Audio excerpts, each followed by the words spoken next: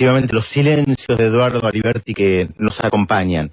Y al abrir el programa habíamos dicho que hay un tema importante que tiene que ver con las inundaciones, que por supuesto tiene muchas aristas, las personas afectadas, la cuestión de la agricultura, la cuestión de los ríos, que uno a veces no termina de entender por qué se dan estas inundaciones, por qué no se pueden contener justamente, y por eso, Roxana, estamos en comunicación con alguien que nos va a tratar de explicar mínimamente qué es lo que está pasando. Exactamente, estamos en comunicación con Guillermo Martini, que es ingeniero agrónomo y coordinador de la Corriente Agraria Nacional y Popular. Guillermo Martini, buen día. Hola, buen día, ¿qué tal? Un gusto estar con ustedes. Bien, gracias, Guillermo. Decía recién Pedro, nombraba ciertas complejidades, ¿no? O sea, las copiosas lluvias que cayeron en el litoral, que eso no se puede negar más de lo habitual. Uno podría agregar deforestación de los campos, podría decir canales de riego clandestinos, se podría hablar de cambio climático, digamos, de toda esta conjunción. ¿Por dónde te parece que hay que empezar? Bueno, yo haría una introducción rápida de los factores que contribuyen a esto. El primer tema es el problema del cambio climático. El problema del calentamiento global, la cantidad de emisión de anhídrido carbónico de fábrica, de consumo de los fósiles, etcétera, más la deforestación que disminuye el consumo de anhídrido carbónico en los bosques, que o sea usan el anhídrido carbónico las plantas para utilizar para fabricar materia verde, hace que este anhídrido carbónico produzca un efecto invernadero y produzca todo un proceso de subtropicalización a nivel del norte del país, ¿no es cierto? ¿Qué trae con esto? Esto trae un cambio en los patrones de lluvia. Llueve un poco más, por un lado, pero por otro lado las lluvias cambian las características, son mucho más violentas, llueve mucho en muy poquito tiempo y entonces disminuye mucho la capacidad de absorción que tienen los suelos. El otro fenómeno es el fenómeno que se da anualmente del que se llama el Niño o la Niña, que tiene que ver con el calentamiento del Pacífico a la altura de Perú, en donde se calienta el Pacífico, se acercan las corrientes cálidas, hay mucha mayor evaporación de agua y esas masas húmedas entran por el lado de Perú, pasan hacia el norte y vienen hacia la pampa húmeda argentina, provocando un incremento muy grande de lo que es la lluvia y la característica de la lluvia. Lluvias muy violentas. Doy un ejemplo. En la zona del norte de Santa Fe, en Tostado, por ejemplo, llovieron 850 milímetros en el último mes. Todo lo que llueve en un año. Prácticamente casi toda la ciudad está bajo el agua, ¿no? Toda la ciudad bajo el agua. Anteayer llovieron 180 milímetros.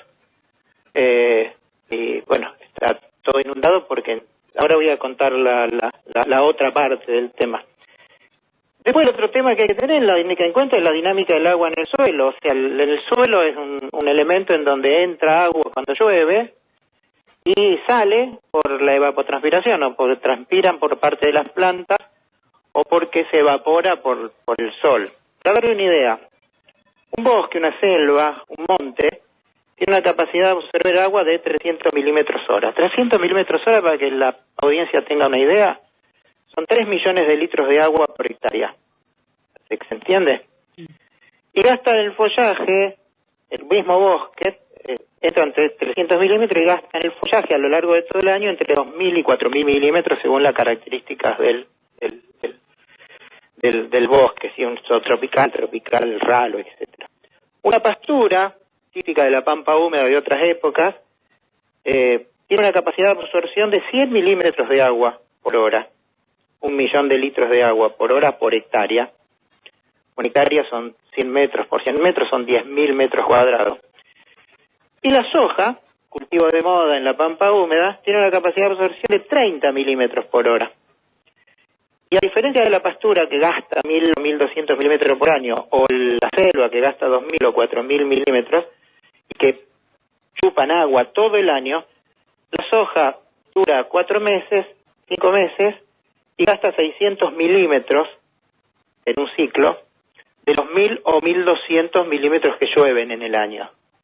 Quiere decir que están sobrando 600 milímetros de agua por año en las zonas donde se hace soja. Podemos diferenciar dos zonas típicas, dos zonas claras. las inundaciones de la pampa húmeda y las inundaciones del norte o de la Mesopotamia, ¿no? Para tener una idea, hace 25 años que empezó a consolidar el modelo de soja transgénica, glifosato, siembra directa, etcétera, que es un modelo de altísima rentabilidad de corto plazo, pero de muy baja eficiencia social y ambiental. Hace 25 años, cuando empezó el modelo soja, había alrededor de datos del INTA 12 millones de hectáreas de pastura. Que estos 12 millones de hectáreas de pastura pasaron directamente a agricultura, se produjo un proceso de agriculturización. Entonces esos 1.200 milímetros que utilizaban las pasturas y con una capacidad de absorción de 100 milímetros por hora, 1 millón de litros por hora, pasaron a la absorción de la soja, 30 milímetros, 300.000 litros de agua por hora, con un gasto de 600 mililitros. Sobra mucha agua. Guillermo, te saluda Pedro Rodríguez. Yo iba a usar esa frase justamente. O sea, la síntesis de toda esta explicación tan detallada que nos estás dando es sobra agua. Y el agua tiene que ir a algún lugar. Por supuesto, por supuesto. Sobra agua porque no hay quien la retenga. Digamos, como llueve, como sobra agua, primero ¿qué pasa? Se infiltra en el suelo. Hay estudios del INTA de Marco Juárez en donde demuestran que en los últimos 15 años la napa subió de 15 metros de profundidad a 1 metro de profundidad.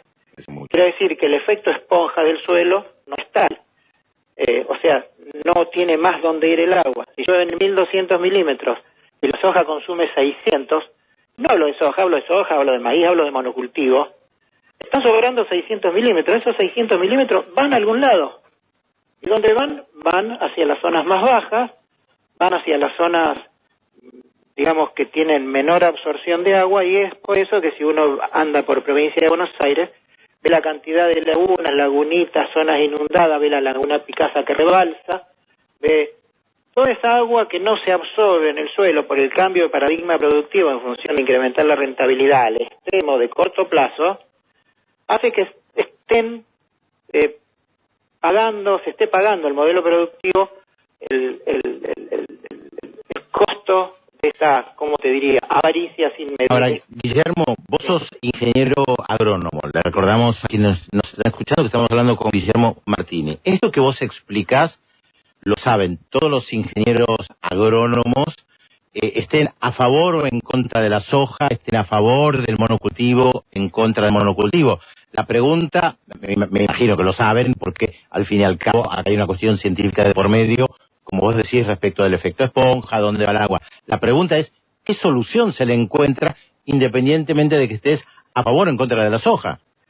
Mira, sí, es un proceso conocido y lo que se intenta hacer desde la agricultura industrial, desde esta agricultura, es ponerle parches. Es decir, aumentemos el consumo de agua. ¿Cómo aumentamos el consumo de agua? Poniendo 2 cultivos en el mismo año. Entonces, si 600 de soja más 600 de trigo soja gastan 1.200.